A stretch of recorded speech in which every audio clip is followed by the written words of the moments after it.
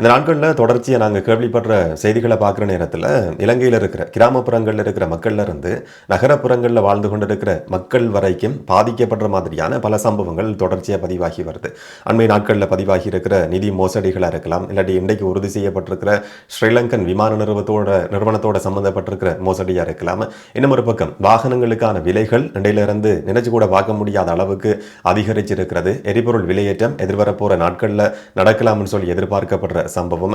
இன்றைக்கு முட்டை இறைச்சி உற்பத்தியாளர்கள் சங்கம் நடத்தி இருக்கிற ஒரு ஊடக சந்திப்புன்னு சொல்லி சாதாரணமான கிராமப்புறங்களில் இருக்கிற மக்கள்ல இருந்து நகரப்புறங்களில் இருக்கிற மக்கள் வரைக்கும் பாதிக்கப்படுற மாதிரியான பல சம்பவங்கள் கடந்த நாட்களில் பதிவாகி இருக்கு. இன்றைக்கும் அந்த மாதிரியான ஒரு செய்தியை நாங்கள் கேள்விப்படுறோம்.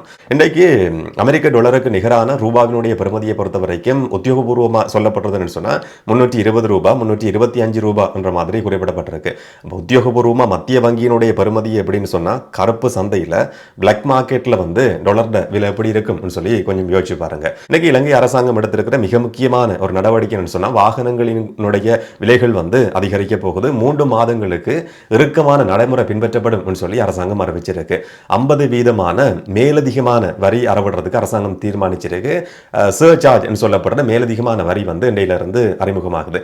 3 மாதங்களுக்கு இது நடைமுறையில் இருக்கும் சொல்லி சொல்லப்பட்டிருந்தாலும் கூட எத்தனை மாதங்களுக்கு இது நடைமுறையில் இருக்கும், 3 மாதங்களுக்கு பிறகு இந்த தடை நீக்கப்படுமா, இந்த வரி நீக்கப்படுமான்ற நிறைய கேள்விகள் இருக்கு. இப்போ இலங்கைக்கு வாகனங்கள் இறக்குமதி செய்யப்படுறதை பொறுத்த வரைக்கும் அமெரிக்க டாலர் தேவைப்படுது. அதாவது வெளிநாட்டு பணத்தில் நாங்கள் வாகனங்களை இறக்குமதி செய்ய வேண்டியிருக்கு.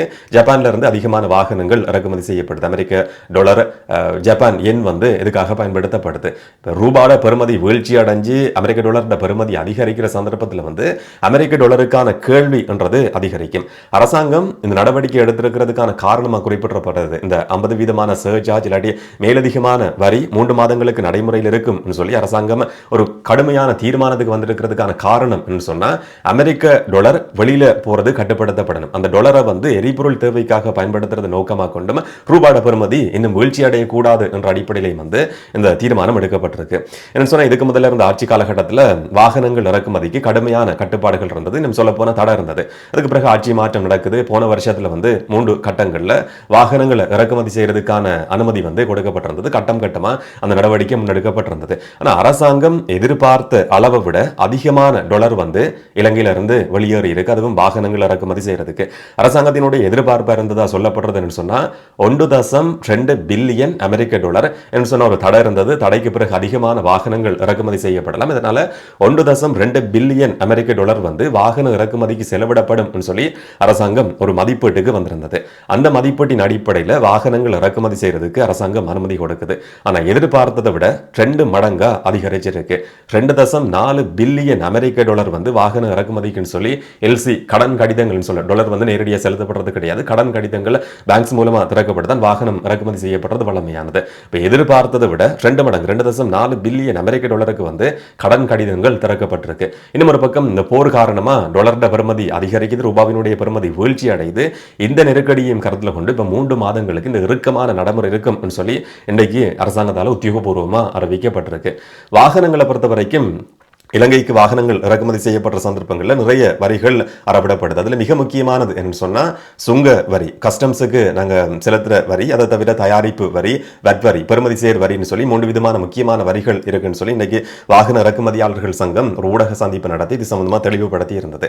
அதில் விதிக்கப்பட்டிருக்கிற வரி என்னன்னு சொன்னால் இப்போ சுங்கத்துக்கு 30% வரி தான் இதுவரைக்கும் இருந்தது. இப்போ விதிக்கப்பட்டிருக்கிற புதிய வரியை பொறுத்த வரைக்கும் 30% இருந்தது, 50% அதிகரிக்கப்பட்டு மொத்தம் 80% புதிய வரி அதிகரிக்கப்பட்டிருக்கு என்றது கிடையாது.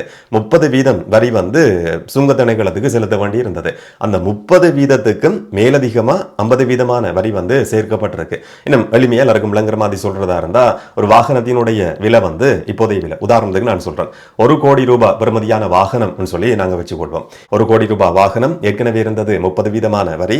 அப்ப 30 லட்சம் ரூபாய் மேலதிகமா அந்த 30 லட்சம் ரூபாவுக்கும் 50% வரி அறவிடப்பட்டிருக்கு. அப்ப அதுல ஒரு 15 லட்சம் ரூபாய் ஏற்கனவே இருந்த 30 லட்சம் இங்க 15 லட்சம் மொத்தம் கூட்டுற நேரத்தில் 45 லட்சம் ரூபாய் என்ற ஒரு நிலைமைக்கு போகுது. வெளிப்படையாக சொல்ல போனா ஒரு 15 லட்சம் ரூபாய் அதிகரிக்குது.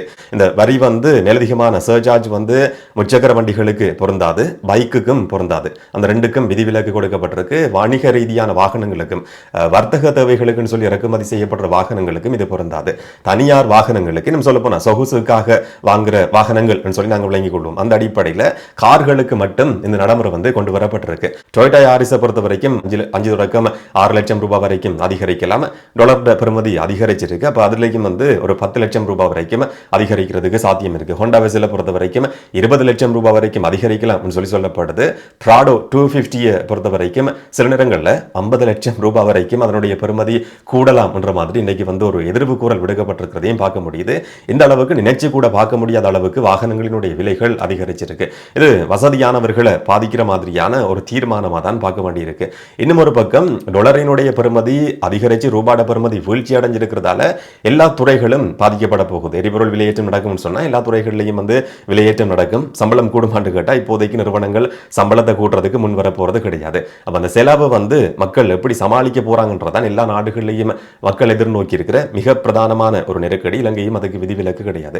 இன்னைக்கு முட்டை இறைச்சி உற்பத்தியாளர்கள் சங்கம் வந்து ஒரு ஊடக சந்திப்பை நடத்தி இருந்தது. 32 ரூபாய் வரைக்கும் செலவிடப்படுறதா சொல்லப்படுது. ஒரு முட்டை உற்பத்தி செய்யப்படுறதுக்கு 32 ரூபாய் வரைக்கும் செலவிடப்படுது. ஆனா இப்ப சந்தையில விற்பனை செய்யப்படுறது 27 தொடக்கம் 28 ரூபாய். இதெல்லாம் வந்து நெருக்கடியை எங்களால் சமாளிக்க முடியாம இருக்கு. அரசாங்கம் இதுல தலையிடாட்டி கிராமப்புறங்களில் இருக்கிற சாதாரணமான ஒரு வீட்டில் வச்சு கோழி வளர்ப்பு பண்ண செய்யக்கூடிய நபர்கள்ல இருந்து பெரிய அளவில் வந்து நடுத்தர வர்த்தகர்கள் வரைக்கும் பாதிக்கப்படலாம். இதனால வெளிநாடுகள்ல இருந்து முட்டையும் இறைச்சியும் நாங்கள் இறக்குமதி செய்யக்கூடிய நிலைமை கூட உருவாகலாம் என்ற மாதிரியும் ஒரு எச்சரிக்கை வந்து விடுக்கப்பட்டிருக்கு. வெளிநாடுகள்ல இருந்து முட்டை இறைச்சியை இறக்குமதி செய்யறதா இருந்தா அதுக்கும் டாலர் தான் தேவைப்படும், ரூபாவை வந்து பயன்படுத்த முடியாது. அந்த சந்தர்ப்பத்திலையும் வந்து இலங்கையில் இருக்கிற டாலர் வெளிநாட்டுக்கு வெளியில போற மாதிரியான ஒரு நிலைமை வந்து உருவாக போகுது. இந்த மாதிரியான ஒரு ஆபத்தும் இருக்கு. இது கிராமப்புறங்கள் இருக்கிற பொருளாதாரத்தை பாதிக்கும், கிராமப்புறங்களில் சாதாரணமான மக்களை பாதிக்கிற மாதிரியான ஒரு விஷயமா அமைய முடியும் சொல்லி இன்னைக்கு ஒரு விசேட ஊடக சந்திப்பு நடத்தி அதுலேயும் ஒரு எச்சரிக்கை விடுக்கப்பட்டிருந்தது. இந்த மாதிரியான செய்திகளை பொறுத்த வரைக்கும் எல்லா தரப்பு மக்களையும் பாதிக்க மாதிரியான சம்பவங்களை தான் நாங்கள் தொடர்ச்சியாக கேள்விப்பட்டு கொண்டு இருக்கிறோம். இன்னும் ஒரு பக்கம் இலங்கைக்கு இது கெட்ட காலம் என்ற மாதிரியான சில சம்பவங்கள் அடுத்தடுத்து பதிவாகி வருது. ஏற்கனவே அமெரிக்காவினுடைய போஸ்டலுக்கு செலுத்த வேண்டிய 6,25,000 அமெரிக்க டாலர் மாயமான ஒரு சம்பவத்தை நாங்கள் கேள்விப்பட்டிருந்தோம். இன்னும் ஒரு பக்கம் ஆஸ்திரேலியாவுக்கு செலுத்த வேண்டிய திரைசேரியினுடைய 2.5 மில்லியன் அமெரிக்க டாலர் ஹேக்கர்ஸால திருடப்பட்டது என்ற சம்பவத்தை நாங்கள் கேள்விப்பட்டிருந்தோம். திரைசேரியினுடைய அதிகாரி தற்கொலை செய்த சம்பவம் வரைக்கும் பதிவாகி இருந்தது. அதை பற்றின விசாரணை நடந்து வருது. இன்றைக்கு இன்னும் 2 விதமான மோசடிகள் சம்பந்தமான செய்தியை நாங்கள் கேள்விப்படுறோம். அதுவும் ஏற்கனவே நட்டத்தில் இயங்கி கொண்டிருக்கிற ஸ்ரீலங்கன் ஏர்லைன்ஸ் சம்பந்தப்பட்டிருக்கிற ஒரு மோசடி சம்பவம் பதிவாகி இருக்கு. ஸ்ரீலங்கன் ஏர்லைன்ஸுக்கு சர்வீஸ் ப்ரொவைடராக இருக்கிற சேவை வழங்குனராக இருக்கிற இன்னும் ஒரு தனியார் நிறுவனம் இருக்கிறதா சொல்லப்படுது. இந்த நிறுவனம்ன்றது செய்திகளில் குறிப்பிடப்படலை. ஆனால் அந்த நிறுவனத்தோட சம்பந்தப்பட்டிருக்கிறதா இந்த மோசடி சம்பவம் பதிவாகி இருக்கு. ஸ்ரீலங்கன் ஏர்லைன்ஸ் வந்து ஐக்கிய அரபு அமீரகத்தில் இருக்கிற துபாயில் இருக்கிற ஒரு நிறுவனத்துக்கு கொடுக்க வேண்டிய 80 மில்லியன் ரூபாய், அதாவது 8 கோடி ரூபாய் பணம் வந்து ஹக்கசால திருடப்பட்டிருக்கு என்ற ஒரு சம்பவம் இன்றைக்கு உறுதி செய்யப்பட்டிருக்கு. நேற்றைய நாளில் எதிர்க்கட்சி உறுப்பினர் தயாசிரி ஜெயசேகர வந்து இந்த குற்றச்சாட்டை சுமத்தி இருந்தார். இன்றைக்கு அரசாங்கம் இந்த மாதிரியான ஒரு சம்பவம் நடந்திருக்கு, அதை பற்றி நாங்கள் விசாரிச்சு வர்றோம் என்றதை உறுதி செய்திருக்கு. ஆனால் இதுக்கு சொல்லப்பட்ட காரணம் என்னன்னு சொன்னா இலங்கையில் இருக்கிற கட்டமைப்புகள் ஊடுருவப்பட்டது என்ற மாதிரி இதுக்கு முதல் திரைசேரி சம்பவத்தில் நாங்கள் கேள்விப்பட்டிருந்தோம். ஆனால் இந்த சம்பவத்தை பொறுத்த வரைக்கும் துபாயில் இருக்கிற அந்த நிறுவனத்தினுடைய இமெயில் ஹேக் பண்ணப்பட்டிருக்கிறதா சொல்லப்படுது. அங்க இருக்கிற இமெயில் ஹேக் பண்ணப்பட்டு அந்த இமெயில இருந்து ஸ்ரீலங்கன் ஏர்லைன்ஸுக்கு ஒரு இமெயில் அனுப்பப்பட்டிருக்கு. இதுதான் எங்களோட பேங்க் அக்கவுண்ட், இந்த அக்கவுண்ட்டுக்கு வந்து நீங்க காசு அனுப்புங்கன்ற மாதிரி சொல்லப்பட்டிருக்கு. அதை நம்பிக்கொண்டு என்ன சொன்னா உண்மையான இமெயில் அட்ரஸ்ல இருந்து வந்திருக்கு. அப்ப அந்த நிறுவனம் தான் நம்பி இருக்கிறாங்கன்னு சொல்லி இங்கிருந்து அதிகாரிகள் நம்பி அந்த வங்கி இலக்கத்துக்கு வந்து பணத்தை அனுப்பியிருக்கிறாங்க. 8 கோடி ரூபாய் பணம் அனுப்பப்பட்டிருக்குன்றது இன்றைக்கு உறுதி செய்யப்பட்டிருக்கு. அதை பற்றின விசாரணைகள் நடந்து வருது. ஆனால் உண்மையில் என்ன நடந்தது, இமெயில் அனுப்பப்பட்டதா இல்லாட்டி வேறு ஏதாவது சம்பவம் நடந்திருக்கா இல்லையான்றதை பற்றின விசாரணைகள் நடக்குது. என்ன தெரிய வர போகுதுன்றதை நாங்கள் பொறுத்திருந்து பார்க்கலாம். இன்னும் ஒரு சம்பவம் ஸ்ரீலங்கன் ஏர்லைன்ஸ் சம்பந்தப்பட்டிருக்கிறத சொல்லப்படுற ஒரு ஊடகத்தில் மட்டும் ரிப்போர்ட் பண்ணப்பட்டிருக்கிற செய்தி என்னன்னு சொன்னால் சென்னையில் இருக்கிற ஸ்ரீலங்கன் ஏர்லைன்ஸ் நிறுவனத்தில் இருந்த ஒரு சில ஊழியர்கள் அங்கே வேலை செய்கிற 3 பேர் சம்பந்தப்பட்டிருக்கிற ஒரு மோசடி சம்பவம். ஒரு சில போலியான டாக்குமெண்ட்ஸை பயன்படுத்தி கொண்டு சில ஆவணங்களை வச்சுக்கொண்டு ஃபேக்கான டாக்குமெண்ட்ஸை பயன்படுத்தி கிட்டத்தட்ட 8 கோடி ரூபாய் மோசடி செய்திருக்கிறார்கள் என்ற அடிப்படையில் 3 பேர் மேலே குற்றம் சாட்டப்பட்டிருக்கு. 2 சம்பவங்களையும் வச்சு பார்க்குற நேரத்தில் கிட்டத்தட்ட 16 கோடி ரூபாய் நட்டத்தை ஸ்ரீலங்கன் ஏர்லைன்ஸ் திரும்பவும் எதிர்நோக்கி இருக்கு.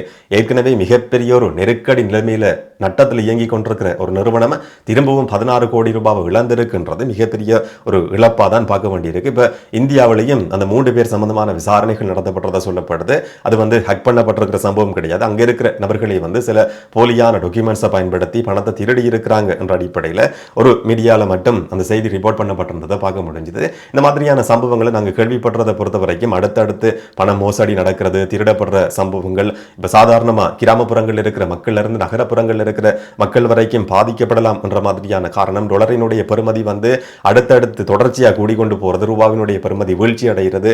இதெல்லாத்தையும் வச்சு பார்க்குற நேரத்தில் இவங்க ஒரு மிக நெருக்கடியான காலகட்டத்துக்குள்ள இருக்க எதிர்வரப்போற நாட்கள், எதிர்வரப்போற மாதங்கள் என்றது ஏற்கனவே பல நாடுகளையும் எச்சரிக்கை விடுக்கப்படுற மாதிரி ஏதோ பெருசா நடக்க போகுது என்றதை உணர்த்துற செய்திகளாக தான் இதை நாங்கள் பார்க்க வேண்டியிருக்கு.